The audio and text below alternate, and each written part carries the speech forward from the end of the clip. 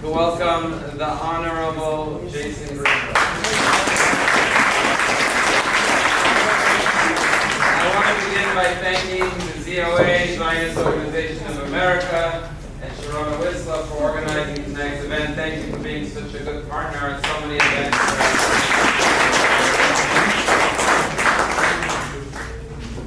We are 2 weeks away from the holiday of Rosh Hashanah. And on the very first day of Rosh Hashanah, in synagogues around the world, we take out the Torah. And what do we read about on the new year as the headliner of the entire year? We read the story about Abraham. How Abraham, our forefather, the patriarch of the Jewish nation, had two sons, Isaac and Ishmael. And how God told Abraham, your name is Avraham, which means Av Hamon Gayim. You will be a father to many, to multiple great nations. Not only will you be the father to the Jewish nation through your progeny Isaac, you will also be the father of Ishmael and the Arab nations. And I find it very heartwarming that we experience what I would say is nothing less than miraculous. When all hope of peace between us and our cousins, the Arab nations, seemed bleak and lost, a group of people, including our honorable speaker tonight, were able to rekindle, reignite peace between Jews and Muslims.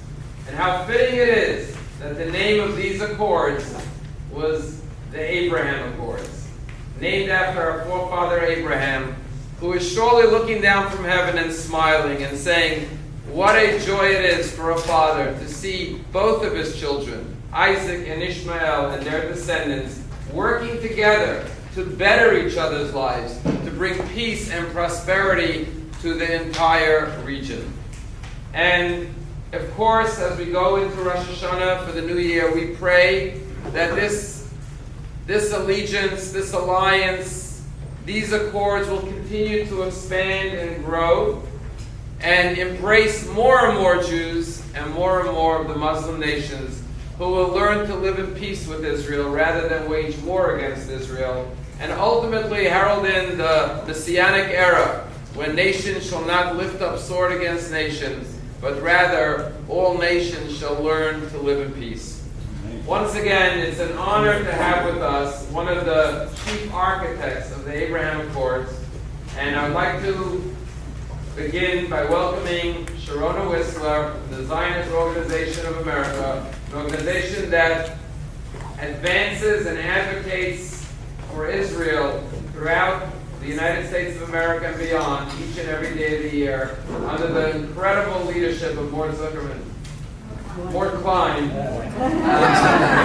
who we've had the pleasure and the privilege of having speak to us on many, many occasions. A very strong, clear, and unequivocal voice who speaks truth to power and never shies away from speaking the truth about Israel. Ladies and gentlemen, please give a warm welcome to Sharona Whistler.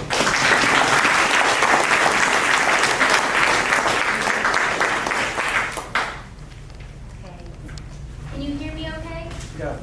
Okay. I need to change the batteries in a second. All right. So, thank you so much, Rabbi Shiner. It is great to partner with the best shul and the best rabbi in Palm Beach. Rabbi Shiner emulates the type of rabbinic leadership that is so needed today, a rabbi that unabashedly and proudly stands up for Israel and for Zionism. I know the respect and appreciation that your community has for you, and ZOA shares that wholeheartedly. Special thanks to the Palm Beach Synagogue staff, especially Myra, and thank you to tonight's wonderful volunteers, Nadav, Stacy, and Andy Borns, who jumped right in there to help out, and to my colleague, Alan J., ZOA Director of Outreach and Engagement, who came all the way from New York to help out. I want to recognize some special guests that we have with us this evening. Our friend Linda Chase, the Associate Editor at the Jewish Journal, who makes sure published ZOA op-eds, and Holocaust survivors Enrica and Aaron Bell. Thank you so much for being with us. A special welcome.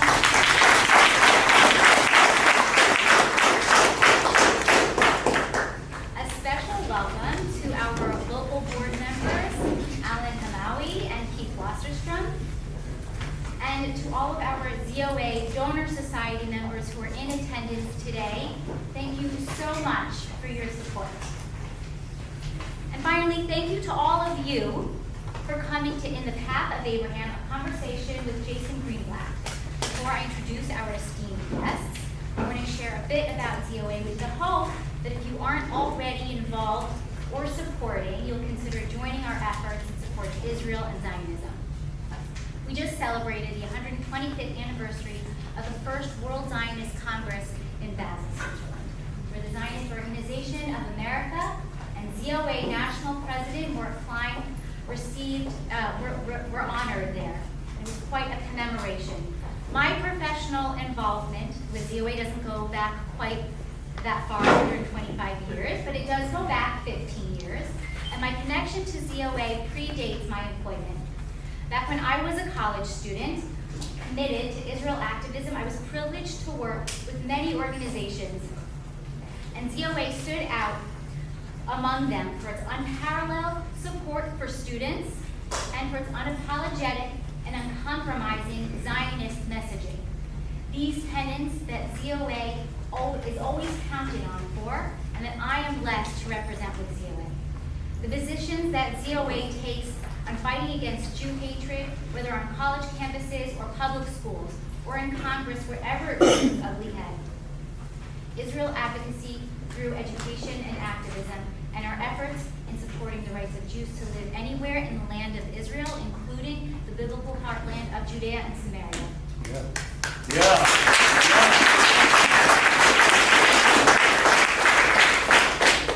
All of our work is rooted in Jewish and Zionist principles and always backed up by facts. And all of it is possible because of the generosity of you, our supporters. So I invite you after the program to learn more about ZOA if you're joining us for the first time, or to come and find me. I'd be happy to meet you. I'm now excited to introduce to you our moderator for this evening's conversation with Jason Greenblatt, David Milstein. David serves as founder and principal of Magen Strategies, a political consulting company, and serves as advisor on the Ron DeSantis re-election campaign for governor focused on Jewish outreach.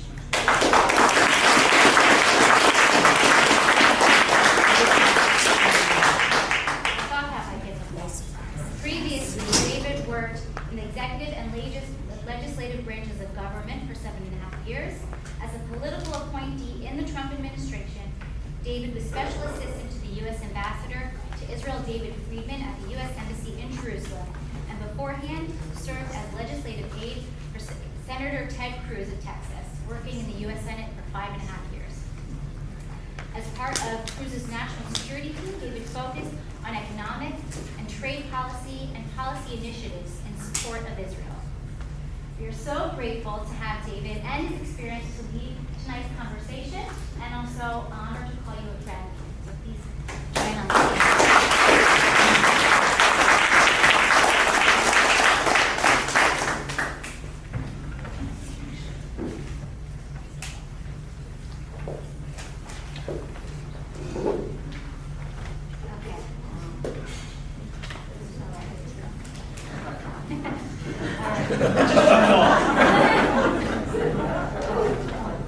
It's a chair. All right, now for tonight's guest of honor, the Honorable Jason Greenblatt, who will so deservedly receive the Bob Shulman Award for Outstanding Diplomacy at this year's ZOA National Gala on November 13th in Manhattan. I had to make a little plug for that, so please save the date. The gala will also feature House Minority Leader the Honorable Kevin McCarthy and Alan Dershowitz and more. The Honorable Jason Greenblatt is a diplomat, lawyer, and commentator who served as an assistant to the President and the White House Special Envoy to the Middle East in the Trump administration. In this role, Jason served as one of the key players in laying the foundation for the Abraham Accords. He is the host of the Diplomat podcast with Newsweek and author of the new book, In the Path of Abraham, How Donald Trump Made Peace in the Middle East and How to Stop Joe Biden from Unmaking It. And I recommend you get a copy of this book as soon as you can. Jason has spoken in front of the UN Security Council numerous times about the tremendous bias against Israel at the UN and emphasizing Israel's absolute right to defend itself. During the nearly 3 years that Jason worked at the White House, he traveled extensively throughout the Middle East, Europe, and elsewhere, meeting with heads of state, foreign ministers, and others to educate people about the Middle East and its complexities, and to begin to build a bridge necessary to achieve peace. Jason remains involved working toward peace and prosperity throughout the Middle East region, focusing on creating what he calls Middle East 2.0 by building economic bridges between Israel and its Arab neighbors. And with that, I'd like to welcome Jason Greenblatt.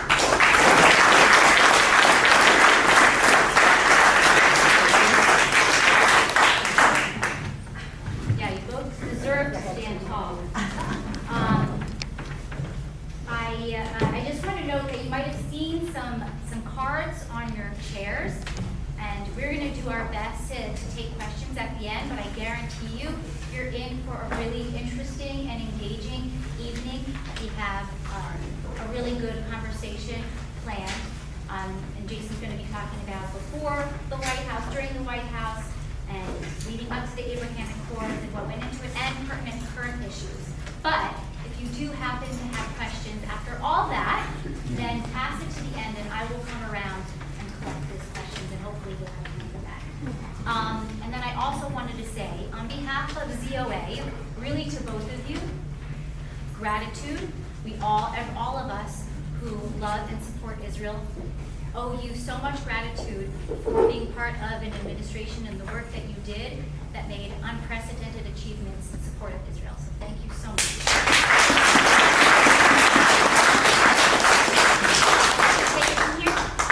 Hi everybody, before I turn the mic over to my friend David who's going to grill me, first of all I want to thank Rabbi Shiner and the shul for opening up this beautiful shul to us. I want to thank all of you for joining. Of course I want to thank ZOA and Sharona. ZOA, just so you all know, was one of the few Jewish organizations that unabashedly supported the Trump administration with respect to all of its policies. Unfortunately, some Jewish organizations who had issues with President Trump for different reasons had a hard time calling balls and strikes. ZOA moored everybody there, and presumably its constituents really had no problem understanding what President Trump was trying to do for Israel. So thank you for all that you do supporting ZOA, and thank you for all you do for supporting Israel. And now I'm going to turn the mic over to my friend and trusted person on our team, very important, he played a very important role, David Milstein. Okay, well, first off, Jason, it's a tremendous honor to be on stage with you, to have worked with you, and to have gotten to know you, not just professionally and personally, has been a true honor for me. And I would definitely recommend everyone to purchase a copy of this book, because there are so many lessons learned about what went wrong for so many years and what we got right, and how we have to make sure that the problems don't resurface in the future. So with that, I actually want to start off on a more personal level. You actually had spent nearly 2 decades in various senior positions in the Trump organization, including Executive Vice President and Chief Legal Officer. So I think a first good place to start is, what was it like to actually work for President Trump in a very different capacity before you entered the White House? I've heard you tell many, many stories of how the president, before he was president, was very respectful to you as somebody who's observant, particularly before, I think you're going to probably share a story or two about keeping Shabbat and how Trump was very respectful of that. Maybe you can share that with us, and also then how you ended up being appointed into the White House. I feel like Sarah Sanders, it's a complex series of questions. Look, I had just an unbelievable experience working for President Trump and his family. I worked very closely with his 3 adult children.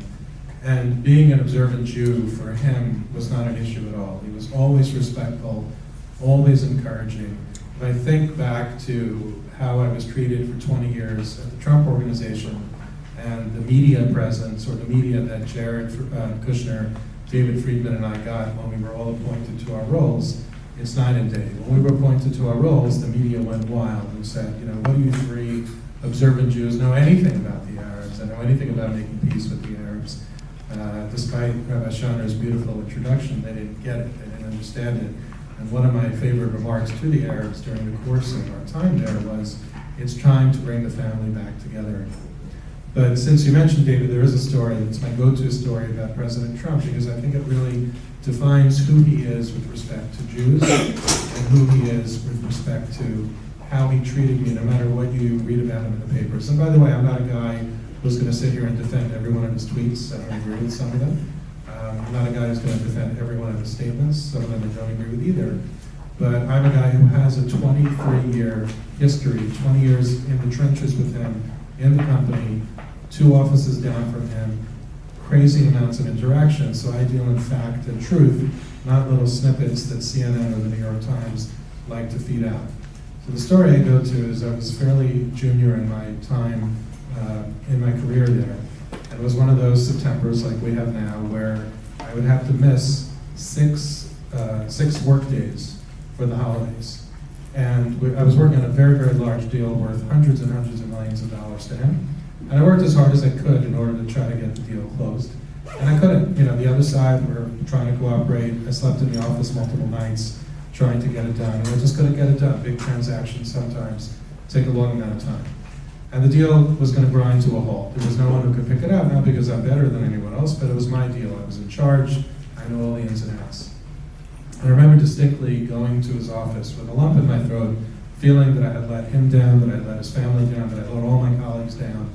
It's not an easy thing as a young lawyer to go tell your boss that you're going to disappear now and that the deal's stopping for 48 hours. And he looked up, and I was expecting some bad reaction. He said, Jason, go home, go pray, go be with your family. We'll pick it up after the holiday. That says a lot. That says who he really is. And for those of you that have seen the relentless coverage of the Charlottesville episode on all the news stations where they only show the clip, there are very fine people on both sides. CNN, to their credit, finally aired a clip. I don't want to say finally because maybe they aired it once, I don't know. But CNN did a documentary. David Ash was the host. I was interviewed for that documentary for about an hour. I think I got 90 seconds in or so. But the most important thing in my interview they put in, and they showed the entire clip where Trump clearly denounced white nationalism and white supremacy, where he said, of course they need to be condemned, totally. But you don't see that. So I think that describes the Donald Trump that I know well, and I was privileged to work for 23 years. Did I miss anything? Perfect. So let's talk about the Trump administration. So the Trump administration approached the Middle East very, very different than prior administrations. What were some of the biggest myths about the Middle East that you, that Jared, that Ambassador Friedman broke through in pursuit of historic policies in the Middle East? Well, the first I want to touch on is the so-called experts. Let me share a secret with you. There are no experts on this file, okay? There are a lot of opinions. There are a lot of, and by the way, I have my opinion, you have yours, David Friedman, Jared. We all have opinions. We may know the file, but there are no experts that will determine how this conflict is going to be resolved.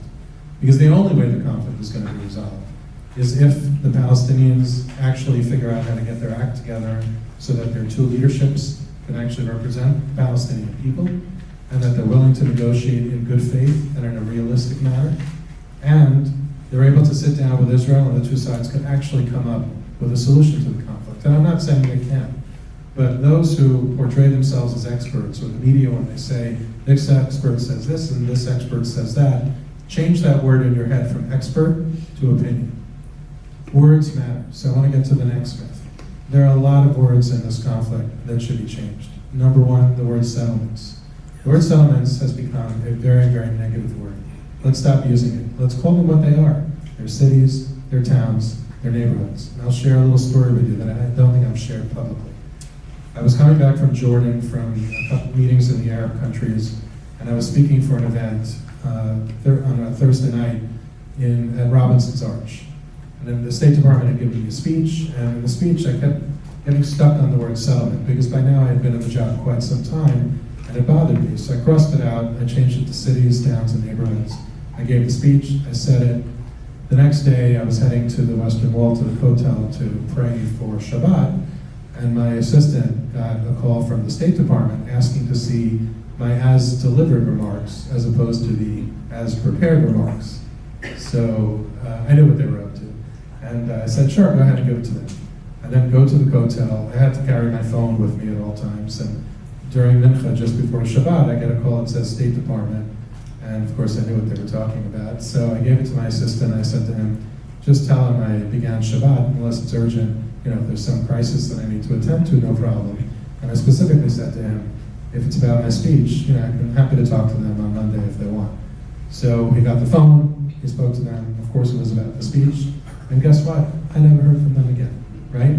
If you push back with the truth, you find that those people that have weak arguments will fold. Another example of settlements, and then I'll move on to a few other myths if you let me. Very early on in my stay in the White House, there was a foreign minister, assistant foreign minister from a European country.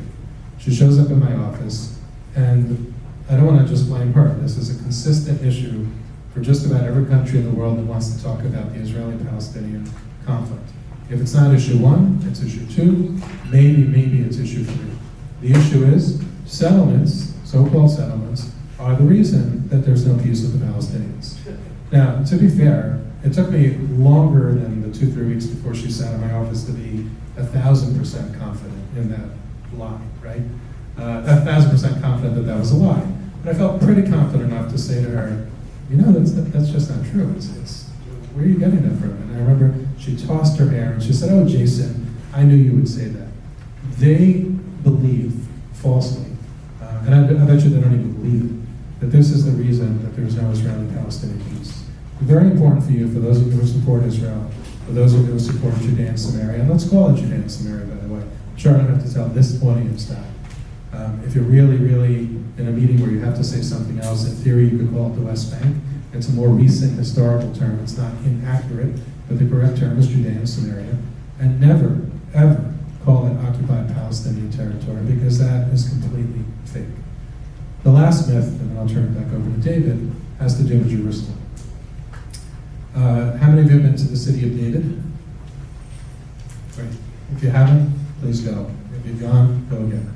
There's a fairly new find. A couple of years ago, they discovered the Pilgrimage Road. The Pilgrimage Road is a tunnel that where the Jews and others who wanted to go up to the Temple Mount.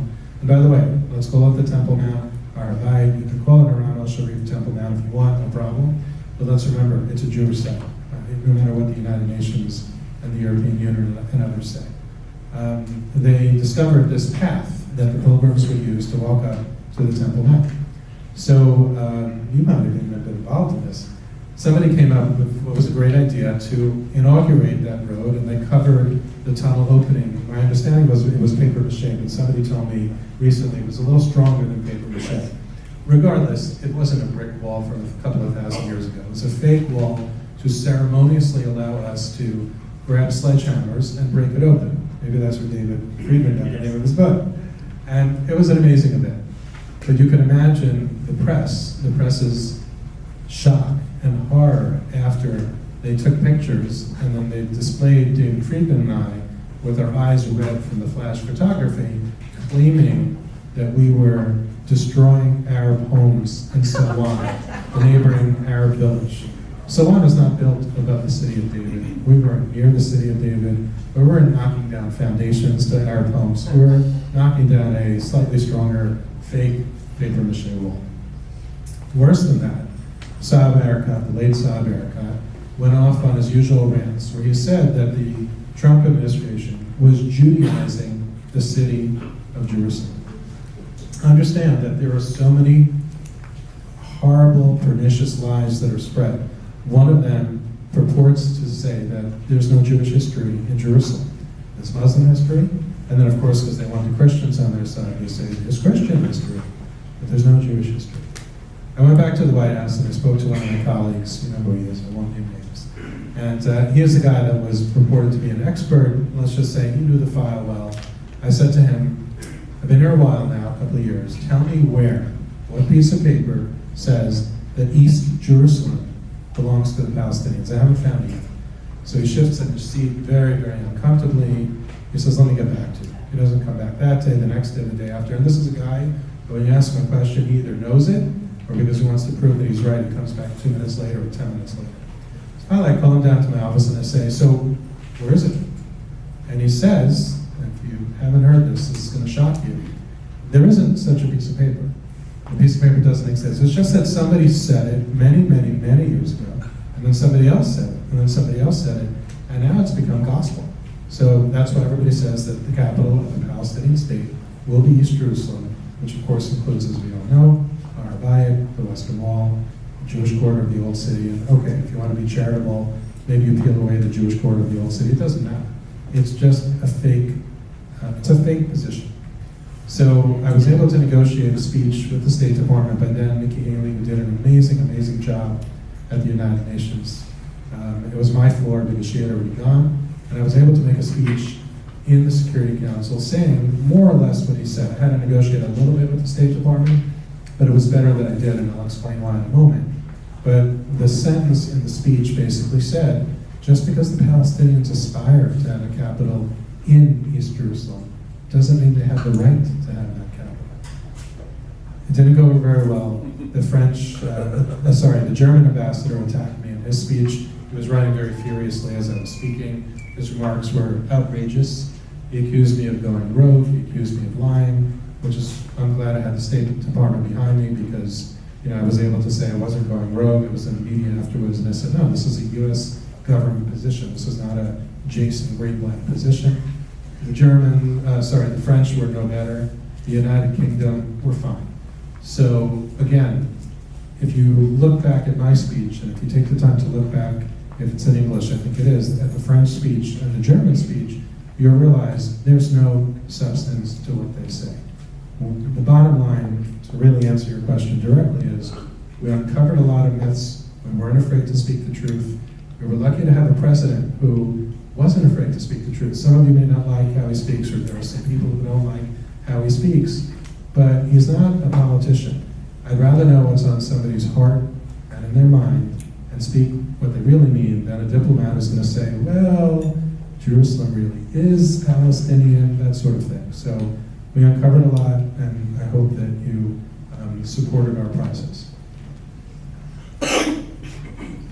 So I actually want to add a question that's not part of the initial prepared questions, because you touched on it, and I think one of the most important decisions that the Trump administration made early on that you were very involved in was the big debate about whether or not to recognize Jerusalem as the capital and to move the embassy to Jerusalem.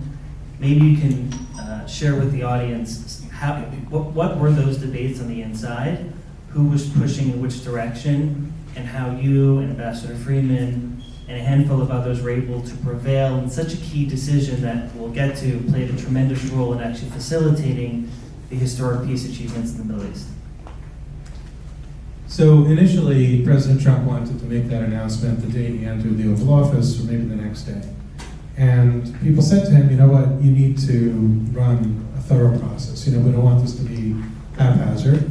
So despite the fact that he wanted to keep his promise, and I knew him a man to always try to keep his promise, they decided to go through this interagency process. And if you could believe it, the entire US government system gets involved in things like that. You have the intelligence agencies who have an opinion, of course you have the State Department. I don't even, you know, I can tell you there were some other agencies that when I saw their opinions on it, I thought, what do you have to do with this, right? It was a mixed result. I mean, first of all, Jared, David, and I were asked a very direct and blunt and fair question, which is, what's it going to do to the peace process?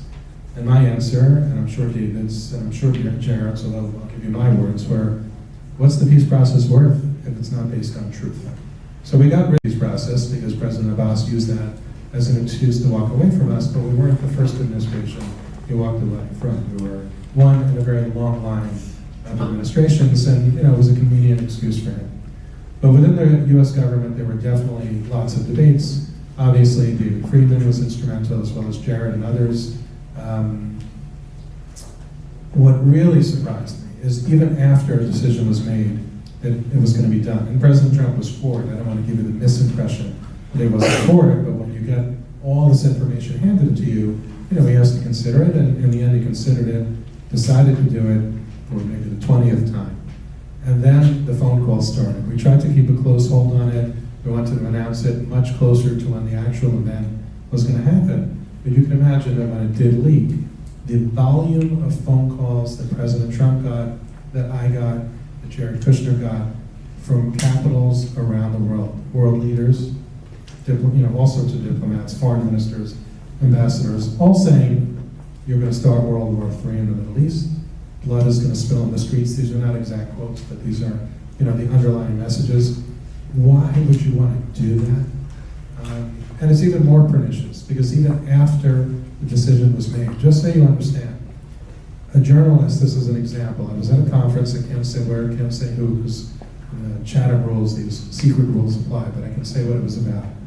A journalist who writes about Israel all the time, it's a household name, you know him, asked me in a big forum, Jason, why did the president recognize Jerusalem and move the embassy and not exact a penalty out of Israel?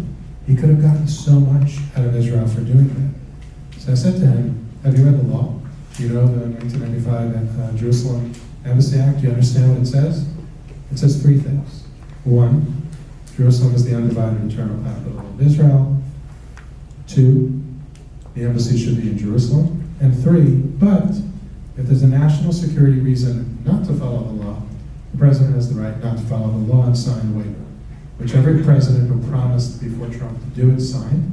President Trump signed one, and then after hearing everything he needed to hear from all the agencies, chose not to sign the next waiver and follow through with his promise. I said to him, it doesn't say, and when you follow U.S. law, bipartisan by the way, I don't remember the numbers, you probably know. 93 to 5 in the Senate. There you go, that's why he's the expert. It doesn't say, ignore the law unless you get something out of Israel. So I want you to understand that it is so bad out there, which is why I'm so proud of all of you to be here. I'm so proud to be here with ZOA and for all the work you do. It is so bad out there, you have to fight. And when you fight, you'll often see it's no different than that paper mache wall that we so-called broke through. The cultivating of much closer relations between America, Israel, and the Gulf Arab states, as well as leaving the Iran deal and having the courage to also take on the Iranian regime. What role did those three and other decisions play in what was eventually the Abraham Accords? They're all critical. So if you take Jerusalem or other decisions that President Trump implemented, whether it was the Golan, whether it was our unequivocal defense of Israel, unequivocal defense of Israel's right to defend itself. When missiles were flying, we didn't say, oh, Israel can defend itself, of course, but they should calm down and the Palestinians have a right to security. So imagine that when Hamas is firing rockets off at Israel to kill Israelis, and Israel does what it needs to do to protect itself, like any other country, at least any other sane country in the world, including our own, would do. Can you imagine somebody saying to Joe Biden, if rockets were coming from Canada or Mexico, you can defend yourself, but just be careful not to kill the terrorists, right? So what they understood from him keeping his promises about Jerusalem and everything else was that we had a relationship with Israel that's based on friendship, truth. It's a steadfast relationship. There were no nonsense administration that's not going to use mere diplomatic words. And if they want to get close to the United States, they have to be close to Israel and they have to be close to us. So those policies were very, very important. Cultivating the relationships with the Arab countries was also critical. Jared Kushner did an amazing job. Look, at the end, people could make fun of him and say he was the son-in-law, but that meant a lot in the Middle East, right? They understand that a mere diplomat who has no relationship with the president is nothing more than a mere diplomat. A diplomat who's close to the president, and Jared Kushner couldn't be any closer, David and myself as well, we both have a long history with the president, it means a lot.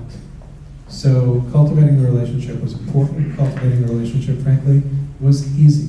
After we got through the first couple of meetings where they went through the normal talking points of what they think about Israel, nothing negative per se, but typical talking points, I explained the word tachlis to them. How many people know what tachlis is? Right? Okay. Tachlis means, hey, let's get down to business.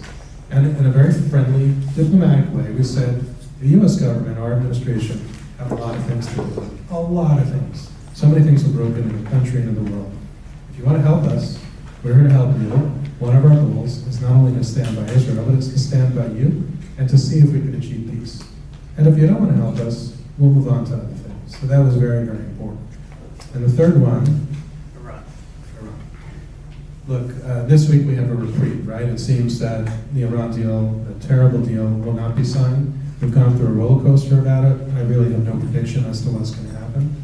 But the Iran deal was critical. President Trump pulling out of the Iran deal was critical. From our very first meetings in the Arab countries, let alone Israel, everybody exclaimed how they were relieved that they had felt totally abandoned by President Obama with the Iran deal. They said Obama doesn't understand the threat that they're under. They appreciated what President Trump was going to do in terms of pulling out, which he eventually did. And I saw an article today, I'm trying to remember where it was.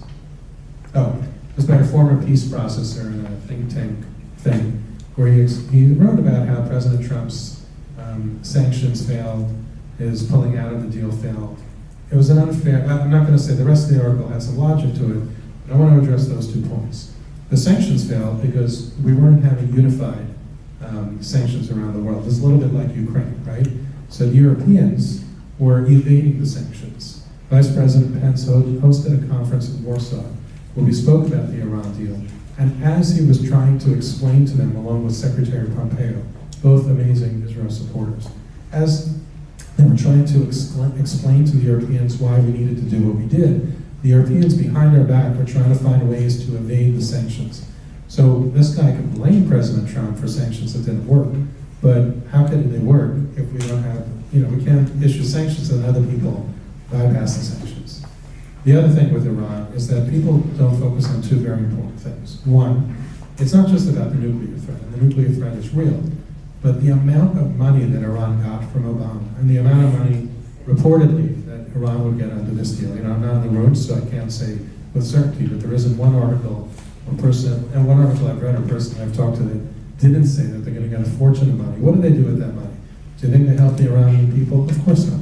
They use it to allow their proxies, Hamas, terrorists, Hamas, and Palestinian Islamic Jihad, and the Houthi terrorists, and Hezbollah and others, amass these weapons that are used mostly against Israel, but also against our allies, UAE and Saudi Arabia and others.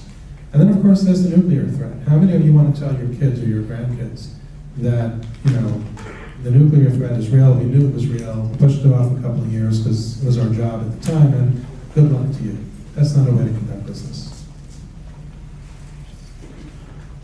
I would just add one quick thing, which is I think the president having the courage to kill Qasem Soleimani and to enforce as best as he could, not just the reimposition of sanctions, but his policy with a maximum pressure campaign in which sanctions that weren't even bipartisan or that were implemented under the Obama administration, he went after every type of institution within the Iranian regime because he knew that the Iranian regime has tentacles in every aspect of Iran's society and the economy.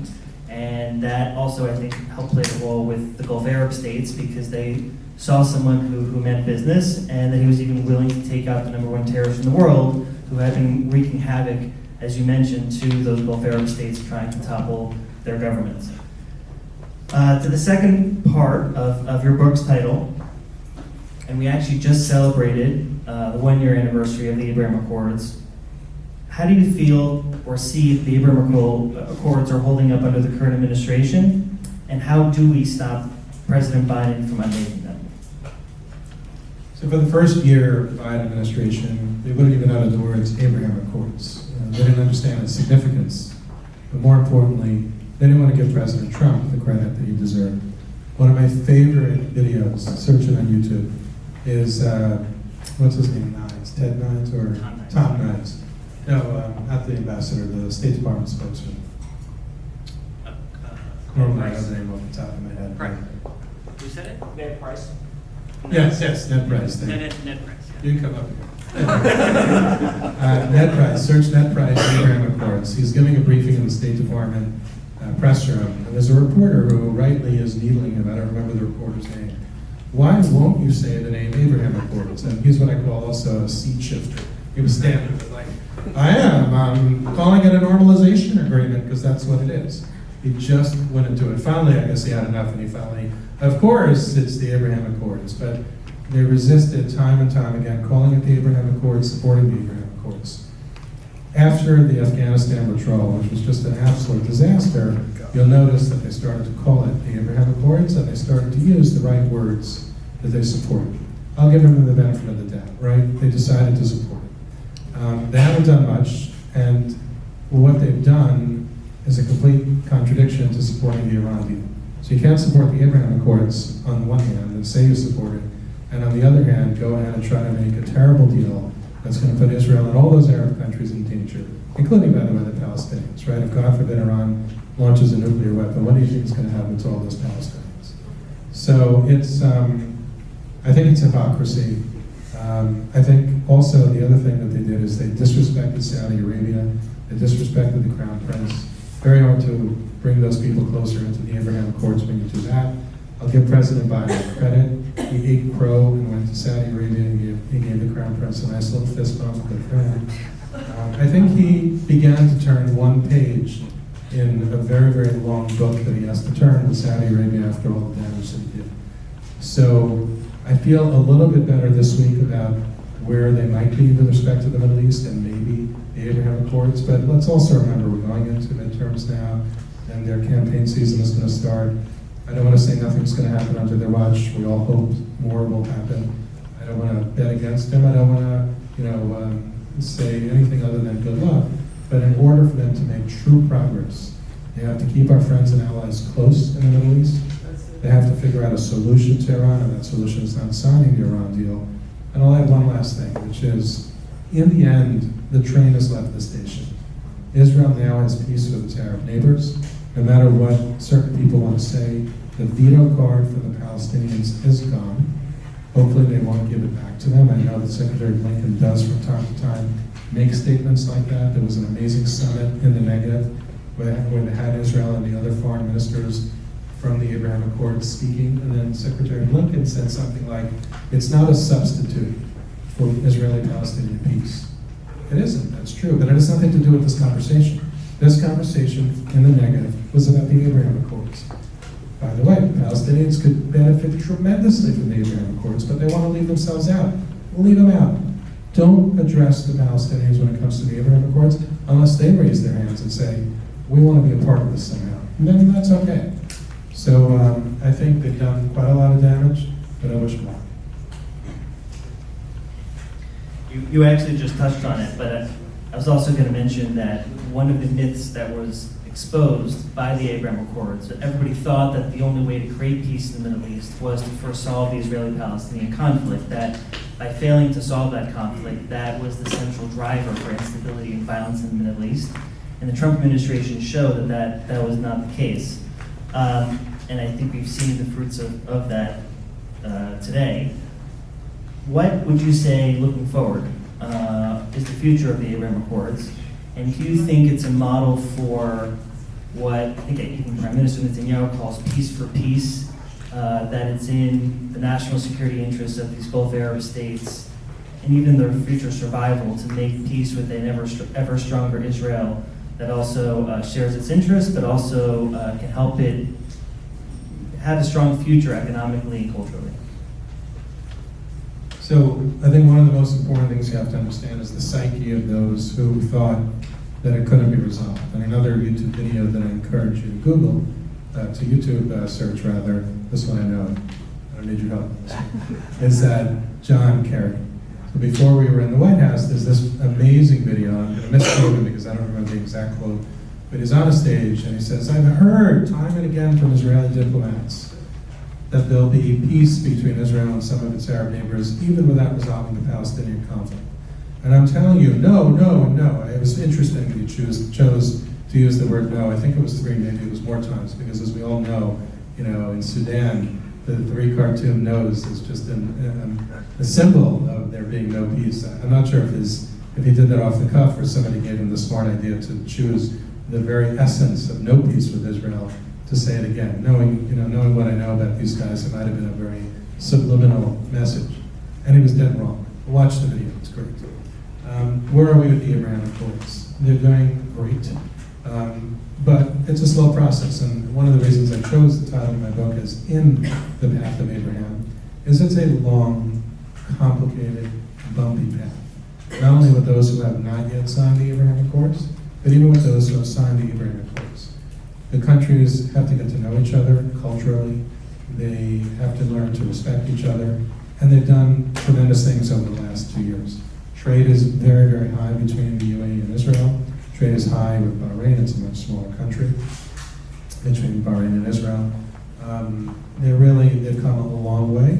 They have a long way to go, but the difference between this peace, and it is peace, by the way. I know some people like to say it's not a peace agreement because there were no wars between the Emiratis and Israel or between Bahrain and Israel, and that may be true. Perhaps there was no Emirati who killed an Israeli or vice versa. It's a peace agreement. They had no relationships whatsoever. I mean, they had some under-the-table things in recent years, even before we stepped onto the stage, but it's a peace agreement. Anybody who says otherwise is trying to take away President Trump's achievement, the achievement of Bibi Netanyahu, and even more important, the achievement of these courageous Arab leaders who signed the Abraham Accords. But it's a process, it's going well, and I'll address what I call the not yet Abraham Accords signing countries. Saudi Arabia and Qatar. I'm not going to talk about Kuwait and Lebanon. Kuwait and Lebanon, I've been told, are competing for who would sign the Abraham Accords last. But then, of course, you forget about Syria, who's not very high on the list, nor is Yemen and so many others. But with respect to Saudi Arabia, I think rather than people ask, I don't know you didn't ask this, but I want to address it. Rather than people ask, when is Saudi Arabia going to sign the Abraham Accords, let's recognize what they've done. They gave pretty high marks to the peace plan that President Trump released between the Israelis and the Palestinians, the one that the Palestinians, of course, boycotted, the ones the Palestinian leadership said they hope will be born dead. So not only did we have the UAE in the room at the time, way before the Abraham Accords, Oman and Bahrain in the room, the same thing. But Saudi Arabia gave a pretty positive statement, even though it had some things in there that made me uncomfortable. It was pretty good. Saudi Arabia opened up air corridors between Israel and the UAE and Israel and Bahrain after the Abraham Accords were signed so that those countries could actually fly between. Saudi Arabia, roughly 6-8 weeks ago, I can't remember, opened up their skies completely to Israel. Qatar as well. Israeli athletes have been playing sports in Qatar for a long time. Qatar had an Israeli office for a while, they shut it down. Look, Qatar is in as dangerous a spot as Israel. We have to respect the fact that all these countries have a massive overhang of Iranian danger that threatens them. And I think it's only intellectually honest of us to say that if we support Israel's full right to defend itself, we have to respect that the Arab countries have the same right to defend themselves. And if the UAE, for example, because you asked about the future of the Abraham Accords, if the UAE decides that they have to exchange ambassadors with Iran, I'm not so happy about it, it makes me uncomfortable. But I totally get it. If I was sitting in front of the leader of the UAE and he asked me, look, Jason, what do you think I should do? I'm thinking of exchanging an ambassador because Iran could basically nuke us or take over. I'm not saying that's what he would say, but something like that. But I also have the Abraham Accords. What do you think it's going to be? I would say exactly what I would say to the Prime Minister of Israel or President Trump. You do what you need to do to protect your citizens, to protect your country, to protect your assets, right? Nothing wrong with that. So I think the future is bright. I think the Iran deal or no deal is going to either cloud or help shine more progress or less progress on it. But I think it's a true, authentic, warm peace. It's just complicated. Right. So, in just the last 2 years, we've seen President Biden try, in some respects, to undo the historic achievements of the Trump administration. So we have seen him attempt to undermine the recognition of Jerusalem by opening up the consulate to the Palestinians in Jerusalem. He has restored hundreds of millions of dollars to the Palestinians. He has re-entered and become members of the UN Human Rights Council. among many other decisions that are quite misguided and very different than what the positions that we took. What do you foresee are the consequences of these decisions, and are these the type of problems that also links to how to prevent him from undoing the progress that we made? I think what he's doing with the consulate, or however he wants to call it, a Palestinian office, is it borders anywhere from silly to a very pernicious act. Very pernicious in that it disrespects U.S. law. Forget what President Trump did by recognizing U.S. law. It actually disrespects, probably violates in spirit the U.S. law. Because what he's essentially saying to the Palestinians, and he did this also when he visited the East Jerusalem hospital without the presence of an Israeli government official, is basically saying Jerusalem's up for grabs. You know, he says that, or his spokesperson said that's not the case, that he visited the hospital in Jerusalem because he feels, you know, he's very into health issues and he feels for the Palestinians. But let's remember the other part of that sentence. What country would he ever visit and not be accompanied by a government official? Could you imagine going to London for the Queen's funeral and saying, oh, by the way, I'm going to take a visit here to this particular place that might be claimed by, I'm making this up, you know, Ireland. But no, you can't come with me because it means something to me and you shouldn't be there. It's a clear signal that he disrespects what President Trump did, but more importantly, U.S. law. The consulate, by the way, or whatever this office is, just so you understand how it affects your pocketbook. I'm not sure if you and I overlapped at the time, but probably we did a little bit. David Friedman was not allowed into the areas that were controlled by the consulate. From time to time, he might go in, but it wasn't allowed there. I was excused from that because I was dealing with both Israel and the Palestinians. But you should know, forget when I went to Ramallah, where I had to be supported by a completely different team from the consulate than when I was supported in other parts of Israel, in parts of Israel by the embassy. When I went to pray at the Western Wall, my embassy security team had to drop me off at the consulate, change completely the staff, increase the staff, by the way, and then I'd go into the old city. Why? Because somebody felt that it was a bad show for the United States to use embassy people instead of consulate people, even though, by the way, they were all U.S. government employees. So you can imagine how much money is wasted with that silly rule. We put, you know, Palestinian feelings ahead of U.S. taxpayers, and God knows we need the money. Other things that I think, what was the second part of Jerusalem? Human Rights Council. The UN, just so we're clear, the UN, whether it's the Human Rights Council or anything else, it's a cesspool when it comes to Israel, a complete cesspool. And I want to give you one example. It's not the Human Rights Council, which is so obviously ridiculous. But those of us who are familiar, how many of you know about the Taylor Force Law? A really, really important law. I want to address the Israeli version of the Taylor Force Law. Israel has a law in its books where it too deducts from receipts that it's supposed to give to the Palestinians every dollar that gets spent by the Palestinians to pay, where the Palestinian Authority pays Palestinians to murder or harm Israelis.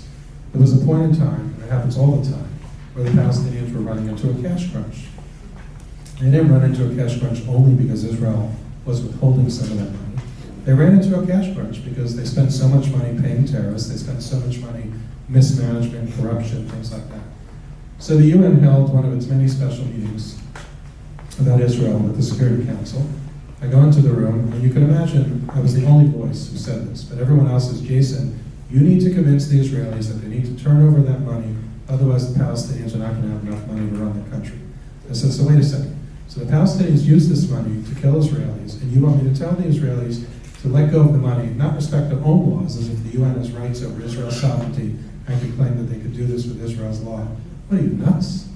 Again, didn't go over well. But the UN, Human Rights Council, the UN generally, it is a terrible place for Israel. Also referring to settlements. Settlements, occupied territory. Yeah, so I touched on it a little bit at the beginning, but it's a continuous thing for the UN to speak about settlements.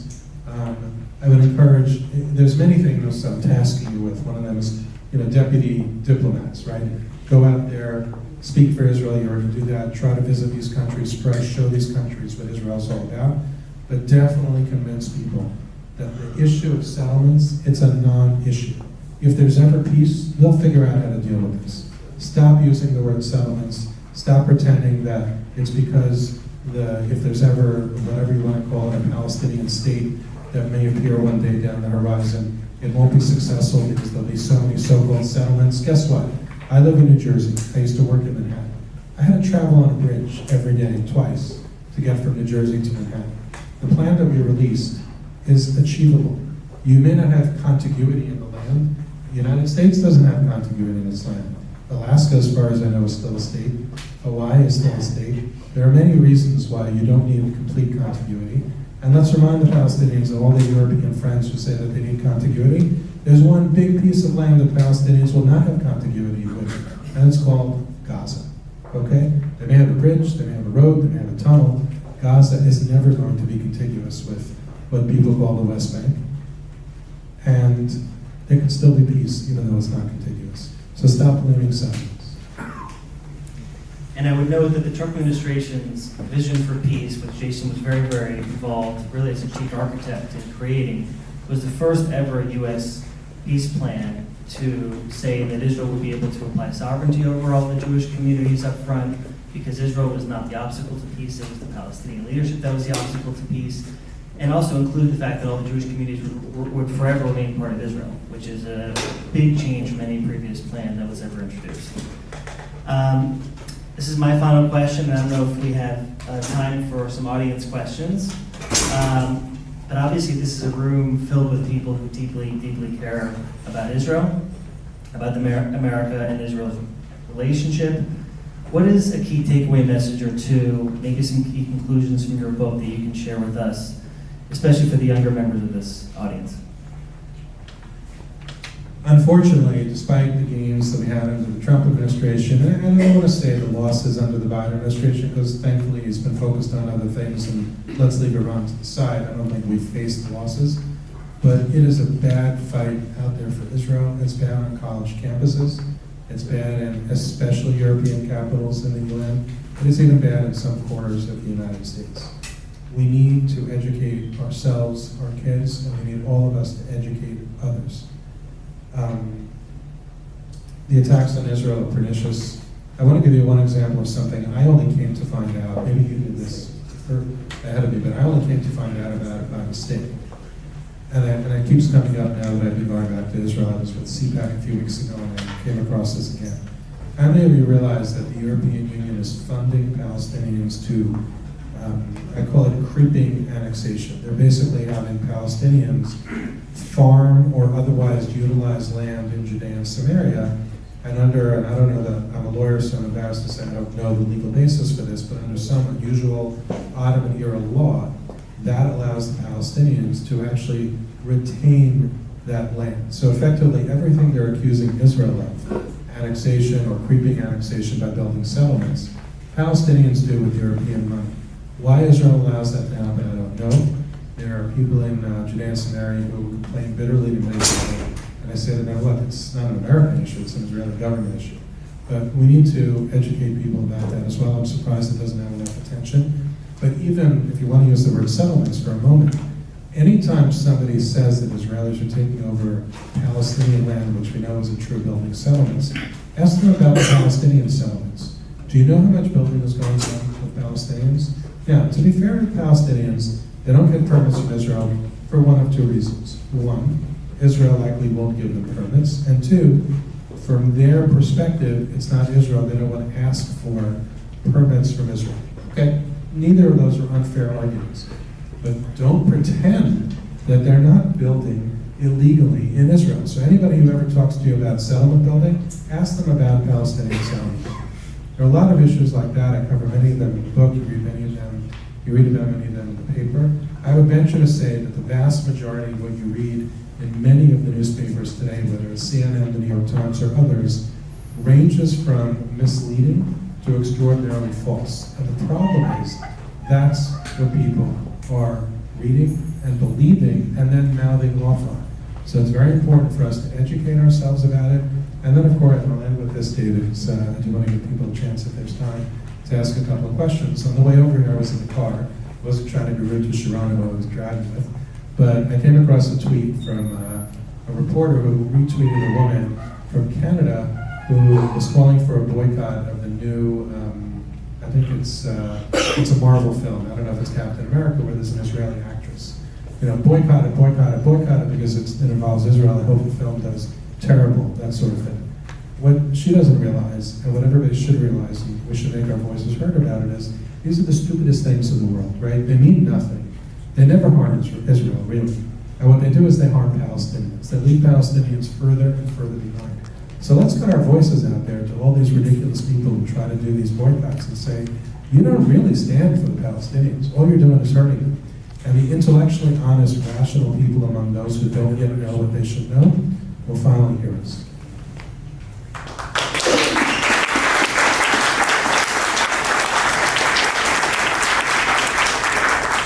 So I think we have time for a few questions, if that's okay. Sure. There's 3 questions on this particular topic, so I'm just going to combine them basically into one. There's a lot of concern in the audience about this even worse Iran deal. Do you think, and maybe put on your prediction hat for a second, which is hard to do, but do you think that Israel will have to go it alone at some point to do what they need to do? And I'll caveat it by saying, I think it's public knowledge that if countries hadn't been working together to delay Iran's ability to pursue nuclear weapons 5, 10, 15 years ago, Iran may very well have had that ability. So far, they don't fully have that ability.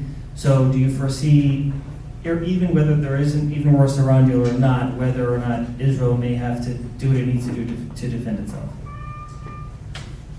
So it's a tough question for me to answer. I remember when we were in the White House, I hated when people criticized us when they didn't really know what was happening in the room. And I don't know what's happening in the Biden room either. But I would say from every signal, Israel does need to defend itself by itself, including with respect to Iran. It's unfortunate, I think it's realistic, and I know President Biden has said the right things, that they will never allow Iran to have a nuclear weapon. I hope he means it. I'm just not sure if that means Israel go ahead and attack and we won't say anything, or we'll condemn you or say something not so nice in public, but we back you in private, or if we'll be brave enough to back Israel in public too, or will we actually be brave enough to join forces with Israel and maybe some of the Arab countries and attack it? I don't know the answer, but I think we need to prepare for the worst, which is almost always that Israel has to defend itself by itself, and if so, so be it. So as mentioned earlier, you were one of the chief architects of the Vision for Peace, the Trump administration's peace plan. Somebody has asked if you could detail a little bit more how it was structured, what was in it, and how it was different from prior plans. The devil's in the details. I also read a criticism today actually it was about Jared Kushner's book, and the criticism was so silly. This writer said that Jared extolled the fact that ours was 60 pages of details, which it was, and it made it very different and allowed people to understand the hard compromises necessary and the many benefits that could be achieved by achieving peace. And this person who wrote, I think it was a foreign policy magazine article, and it could be wrong, maybe it was Foreign Affairs and mixed them up. What Jared didn't understand, which means what we didn't understand, is that the devil's in the details, right? The reason people didn't write details is because you'll have to get to the details. So it reminds me of that Einstein thing about doing things over and over again and expecting a different result. We changed the result. We wanted people to see how it could be achieved. And that's why we wrote both a very long political plan, roughly 60 pages, and then Jared appended to it something very, very important, which was a very detailed economic plan of some 60 pages. Because at the end of the day, if we did manage to achieve peace, what would it matter if there was no success economically? The other thing that was super important to us, and there were many, but I'll pick out only one because time is short, is Israel's right to defend itself. We basically created a premise by which if the Palestinians could do their job correctly, meaning create a safe space for themselves and make sure that Israel wouldn't be attacked, then Palestinians could do whatever they needed to do to protect themselves. But to the extent they couldn't do their job correctly, either because, unfortunately, as always, they're always going to be terrorists, and the Palestinians have very limited experience in dealing with terrorists, and Israel, unfortunately, has decades of experience from the moment, actually even before its inception, dealing with terrorists. Israel should not be asked to give up its rights to defend itself. What country would accept, after being attacked relentlessly from its formation, the idea that they can go into Palestinian areas to defend itself? It's ludicrous. So we didn't make any pretenses that Israel shouldn't have to do it. And I'll take it a step further, and I don't know if this ended up staying in the plan, I hope it did. But the idea that the UN could condemn Israel if Israel felt that it needed to go in after a peace plan was achieved, because the Palestinians weren't doing their job. That was also taken away. Because what would be the point if we tell Israel to defend itself only for it to be condemned at the Security Council, and then if there's the wrong administration in the US, as happened just before President Trump took office, when Obama allowed that ridiculous anti-Israel terrible resolution 2334 to be passed, what would be the point if we didn't buckle as many of the holes, close as many of the holes as we could? That's, by the way, what having lawyers involved is not a bad thing. And if I can just quickly add, the plan also envisioned that Jerusalem would forever be part of Israel as Israel's capital, that all of the recognition of the Golan Heights, that would remain part of Israel, that all the Jewish communities would forever be part of Israel, that Israel would have overriding security control west of the Jordan River, including the Jordan Valley. Just getting to Jason's point about the fact that Israel needs to have the ability, and also the strategic and geographic depth to be able to defend itself by itself. Sorry, can I? Yep. You brought up something that reminds me. One of the arguments I had, because you mentioned the Jordan Valley, I kept hearing from not only American security personnel, but others, land wars are over, right? Israel they had this thing before we came into office, some technological concept of a technological barrier between Israel and Jordan, which was intended to protect Israel. And I'm not a military guy, but I asked a couple of very simple questions, which is, wait, what if there's a blackout? What happens to all this technology? What if somebody hacks it? And this is before hacking was even common compared to where it is today. And I got one of these like, no, we know what we're doing, we know what we're doing. But the idea that land wars are over, look what's happening in Ukraine with Russia. I mean, people sometimes are so arrogant and so pompous, and they think that they know the answers, and they can reassure me to reassure Bibi Netanyahu that Israel doesn't have to worry about a land attack anymore because those days are over. Clearly, that guy had no idea what he was talking about. So to bring it home, I think this is very nice and back to being a little more personal. The question, and I'll just read it, is what made you go into the battlefield of politics? And what made you who you are? And what has been a big influence on your life? Well, I was lucky to go into the battlefield really of diplomacy. I abhor politics. I try to stay away from it as much as I can. But I was lucky. I worked for Trump for 20 years. One day he ran and was elected and asked me if I would join. And if he had asked me to join to work on tax policy, I would have said, no thank you. If he would have asked me to work on many of the other priorities in the country, I would have said no thank you. But when the president-elect asked me to work on the U.S.-Israel relationship, which he felt had suffered under the prior administration in a big way, and the potential of Israeli-Palestinian peace, and I say potential, it's a very, very important word, and seeing if there was any truth to this notion that maybe Israel and its Arab neighbors could make peace, very hard to say no. What made me who I am today? I mean, I guess I would credit my education. I was fortunate to get a great education in yeshiva day schools, yeshiva high schools, yeshiva university, and NYU Law School. But really, I guess the people that I was surrounded with. My parents, Hungarian immigrants that I grew up around. It was a very different generation that I think we're seeing today. It's a generation that somehow they came out from the ashes and managed to build these incredible Jewish and pro-Israel institutions. And that had a very, very dramatic effect on me. Seeing whether it was older relatives, grandparents, uncles and aunts of other friends, and hearing the horrific stories, whether they actually went to concentration camps, or close to being murdered, or fled. They all have their story. And it's a story that I think had a deep, deep impact on me. And there was a third part that I missed. You answered. Okay. Thank you.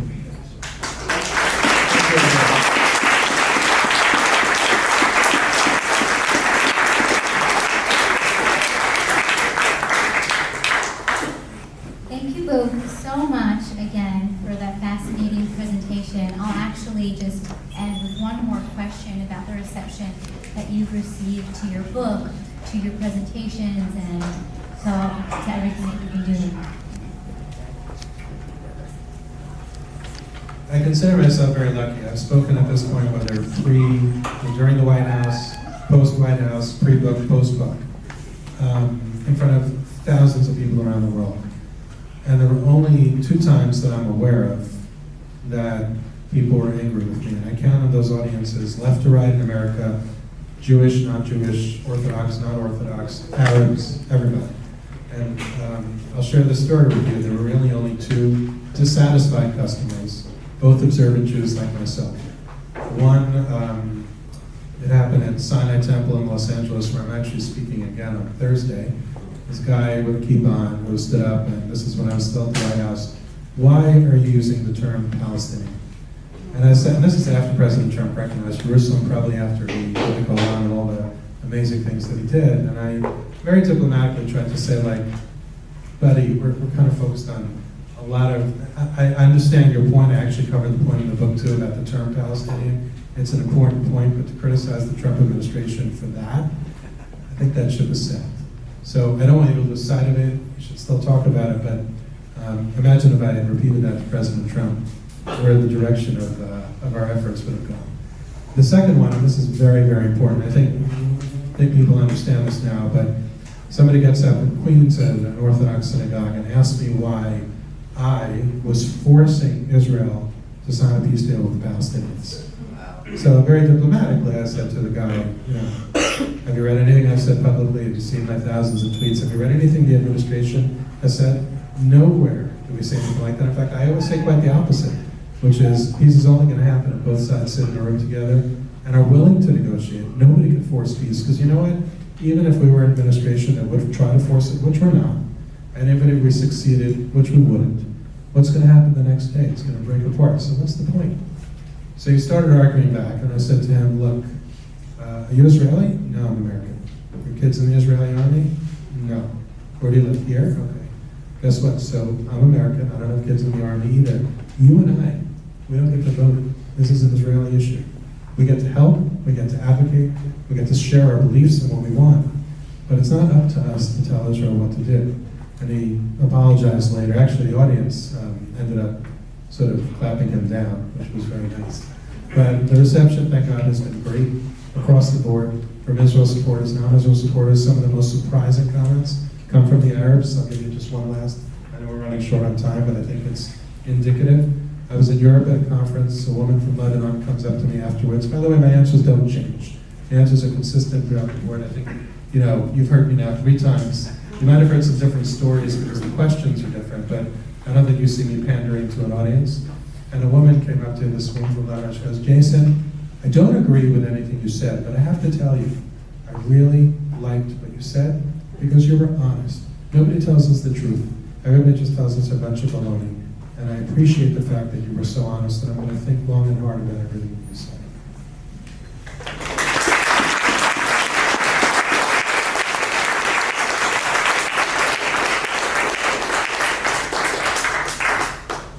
Thank you, David. Thank you, Jason. That was excellent. And let's give them another round of applause.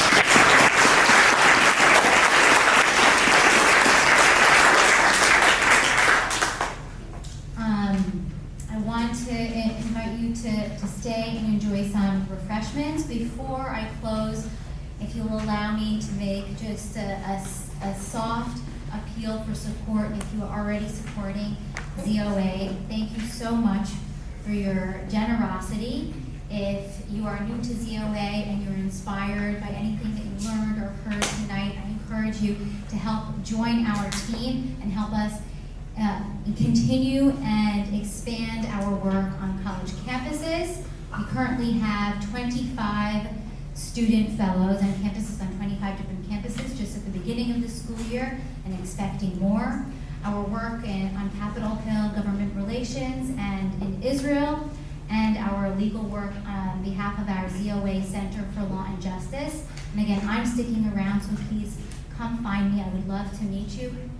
And Thank you for our current supporters. If you are so inclined to increase your gift, we will accept it. I think that is it. Thank you so much again.